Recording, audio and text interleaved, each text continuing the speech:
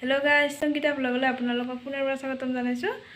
আজি মই আপোনালোকৰ লগত এটা ৰেচিপি শ্বেয়াৰ কৰিব ওলাইছোঁ। ৰেচিপিটো হৈছে বগৰীৰ মিঠা আচাৰ। কেনেকৈনো কি বনাওঁ আপোনালোকৰ লগতো ভাবিলোঁ শ্বেয়াৰ কৰি দিম। যদি ভিডিঅ'টো চাই ভাল পায় লাইক কৰিব, শ্বেয়াৰ কৰিব, কমেণ্ট কৰিব। আৰু যদি প্ৰথমবাৰৰ বাবে মোৰ চেনেলটিলৈ আহিছে তেনেহ'লে ছাবস্ক্ৰাইব কৰি দিব আৰু ভিডিঅ'টো চাই যাব।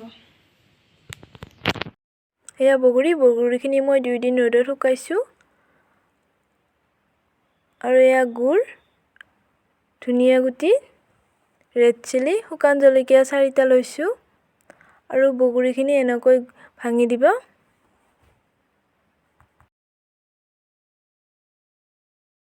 এতিয়া মই কেৰাহীটোত তেল বহাই দিছোঁ আৰু তেলখিনি গৰম হ'বলৈ দিছোঁ আৰু মই এয়া বগৰীখিনি এনেকৈ ঢালি দিছোঁ।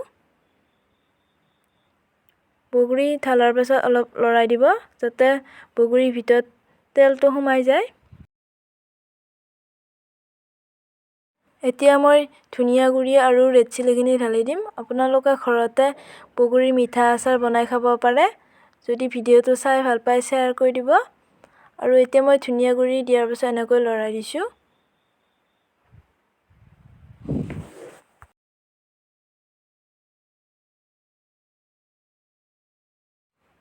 আৰু মই ইয়াতে গুড়খিনি ঢালি দিম। গুড়খিনি ঢলাৰ পাছত অলপমান লৰাই দিব।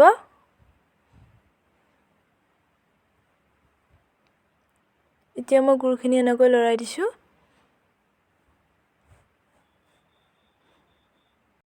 বগৰীৰ মিঠা আচাৰ ঘৰতে বনাই খাব পাৰে। এয়া মোৰ বগৰীৰ মিঠা আচাৰ হৈ গ'ল।